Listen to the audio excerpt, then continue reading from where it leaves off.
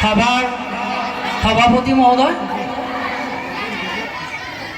মঞ্চত উপবিষ্ট বিভিন্ন পৰ্যায়েৰ অতিথিবৃন্দ,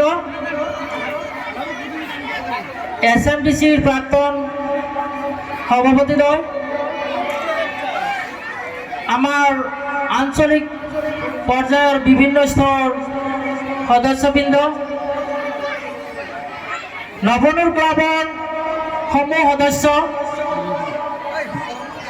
উদীয়মান যুৱক,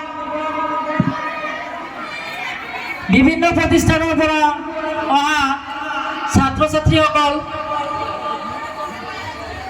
মা ভগ্নীসকল আৰু কণ কণ ল'ৰা ছোৱালীসকল, যি কি নহওক,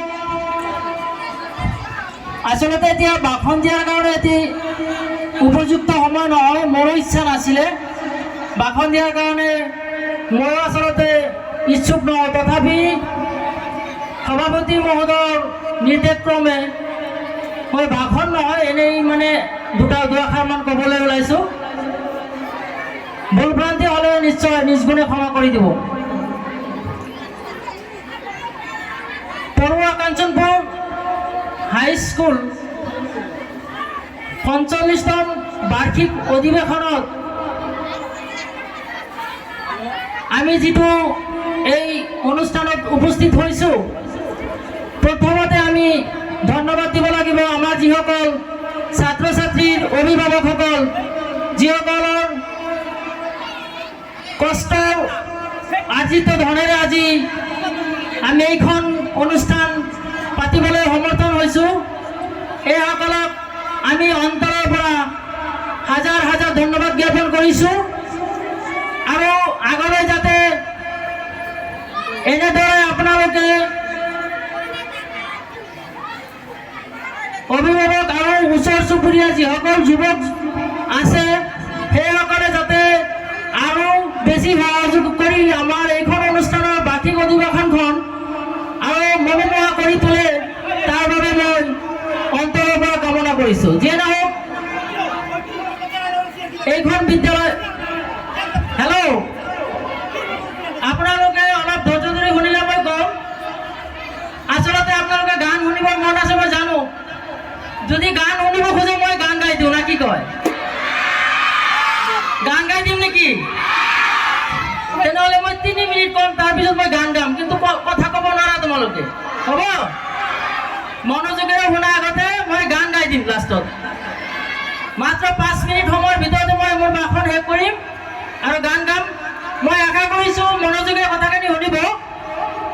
সকলোৱে গান শুনিবলৈ আহিছে মই জানো, কিন্তু এইখিনি কথা মোৰ ক'বই লাগিব। এই স্কুলত শিক্ষকতা কৰাৰ কাৰণে মই এইখিনি কথা কোৱাটো বৰ জৰুৰী বুলি ভাবিছোঁ।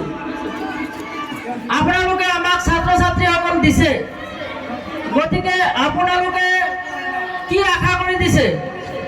যাতে আপোনালোকৰ ল'ৰা ছোৱালী ভাল সুনাম অৰ্জন কৰিব পাৰে, সেই আশাৰে দিছে।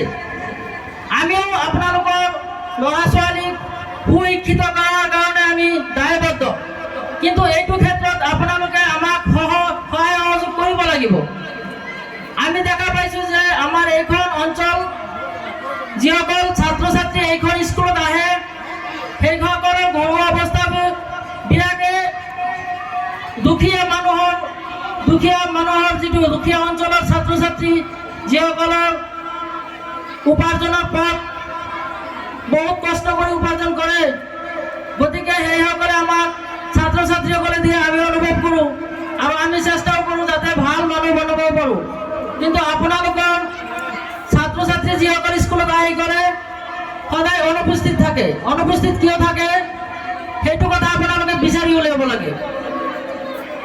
আপোনালোকৰ ল'ৰা ছোৱালী স্কুলত নাহে কিয়? 1 নম্বৰ প্ৰশ্ন। স্কুলত ছাত্ৰ ছাত্ৰী অনুপস্থিত থকাৰ আঁৰত কেইটামান কাৰণ থাকে। তাৰে মাজত 1 নম্বৰ কাৰণটো হ'ল আপোনালোকৰ ল'ৰা ছোৱালীয়ে ঘৰত লিখা পঢ়া নকৰে। যেতিয়া লিখা পঢ়া নকৰে, তেতিয়া আমি যিটো পাঠদান দিওঁ, যিটো ঘৰত কৰিবলৈ আমি কামখিনি দিওঁ, সেইখিনি তো ক্লিয়াৰ কৰিব নোৱাৰে। ক্লিয়াৰ নকৰিলে স্কুলত আহে তেতিয়া আমি তো নিশ্চয় গালি অপনি পাৰোঁ, মাৰধৰ কৰোঁ, কিয় কৰা নাই প্ৰশ্ন সোধোঁ। সেইকাৰণে কি কৰে, হঠাৎকে লাহেকৈ স্কুলত অহা বন্ধ কৰি দিয়ে। গতিকে আপোনালোকে যদি নিজৰ ল'ৰা ছোৱালীক কি কৰিছে, ৰাতি ক'ত শুইছে, কিছুমান ছাত্ৰ ছাত্ৰী এনেকুৱা আছে যে ৰাতি গোটেই ৰাতিটো ডিজে বজাই গান গাই থাকে, পুৱাতে স্কুলত নাহে। কিয়? এক্সাৰচাইজ কৰিবলৈ দিলে এক্সাৰচাইজ কৰাটো নহয়, সেইকাৰণে স্কুলতে নাহে। এদিন স্কুলত নাহিলে দ্বিতীয় দিনাখন আৰু ছাৰে বেছিকৈ পিটনি মাৰে। গতিকে সেই ভয়তে দ্বিতীয় দিনা নাহে। লাহে লাহে এনেকৈ কি হয়, আপোনালোকৰ ল'ৰা ছোৱালী একেবাৰে স্কুলৰ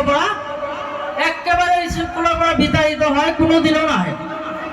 গতিকে মই অভিভাৱকসকলক অনুৰোধ জনাওঁ যে আপোনালোকে ছাত্ৰ ছাত্ৰী আমাক দিয়ক।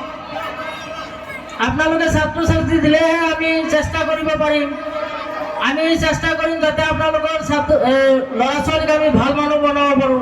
গতিকে আপোনালোকে যদি ছাত্ৰ ছাত্ৰী নিদিয়ে তেতিয়াহ'লে আমি চেষ্টা ক'ত কৰিম?